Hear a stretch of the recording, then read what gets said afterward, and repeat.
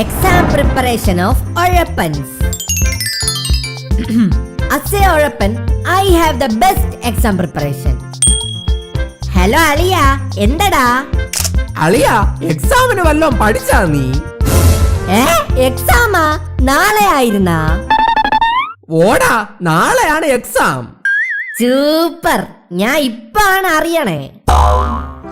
ദൈവമുണ്ട്, ഇല്ലെങ്കിൽ ഗെയിം കളിക്കാൻ മാത്രം എന്നെ വിളിക്കണ ഈ നാറി എക്സാമിന്റെ കാര്യം പറയാൻ എന്നെ വിളിക്കൂലായിരുന്നു. എന്തായാലും എന്റെ എക്സാം പ്രിപ്പറേഷൻ തുടങ്ങുന്നത് ദാ ഇവിടെ നിന്നാണ്. എന്ത് നല്ല വൃത്തിയുള്ള ബുക്കുകള്. ഇതുപോലെ ആർക്കെങ്കിലും സൂക്ഷിക്കാൻ പറ്റുമോ? പറ്റൂല. അതിന് നിന്നെ പോലെ ബുക്ക് തൊട്ട് നോക്കാതെ പിള്ളേര് വേറെ വേണ്ടേ? ഈ അമ്മ മൂഡ് കളഞ്ഞ്, ഇനിയിപ്പോ കുറച്ച് കഴിഞ്ഞ് പഠിക്കാം.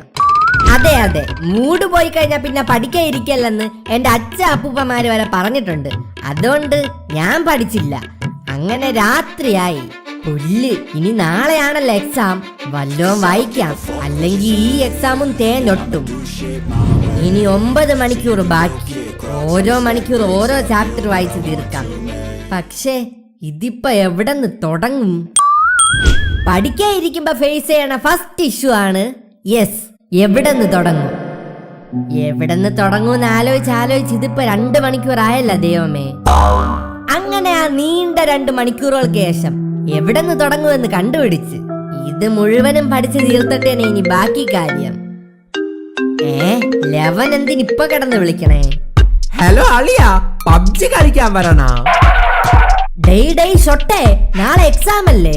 നീ വല്ലോം പഠിച്ചാ? ഞാൻ ഒന്നും പഠിച്ചില്ലടേ. ബെസ്റ്റ്. എന്നാ പിന്നെ നീ വാ, നമുക്ക് പബ്ജി കളിക്കാം. അങ്ങനെ കളിച്ച് ബാക്കി ഉണ്ടായിരുന്ന സമയവും പോയി. ഇനി ആകെ കൂടെ ബാക്കിയുള്ളത് ഒരേ ഒരു വഴി. പണ്ട് മുതലേ നിലനിൽക്കുന്ന ആചാരം, തുണ്ട് വെക്കൽ. പുതിയത് വല്ലതും കിട്ടിയെങ്കിൽ സെൻഡ് ചെയ്. തുണ്ട് വെച്ചിട്ടായാലും ഞാൻ ജയിച്ചിരിക്കും. പക്ഷെ ഇതിപ്പോ കുറെ ഉണ്ടല്ലോ ദൈവമേ, ഇതൊക്കെ എപ്പോ എഴുതി തീരാൻ? അതും ശരിയാണ്, ഒരു കോപ്പും പഠിച്ചില്ല. തുണ്ടെഴുതാനാണെങ്കിൽ ടെക്സ്റ്റ് മൊത്തം എഴുതി വെക്കേണ്ടി വരും. ഇനിയിപ്പോ ഒരു വഴിയേ ഉള്ളൂ, ഡിക്രൂ, ആയുധം.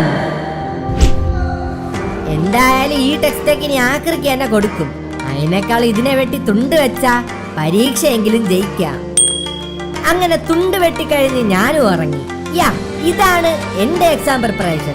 ഇനിയിപ്പോ ഈ എക്സാം എഴുതിയാൽ മാത്രം മതി.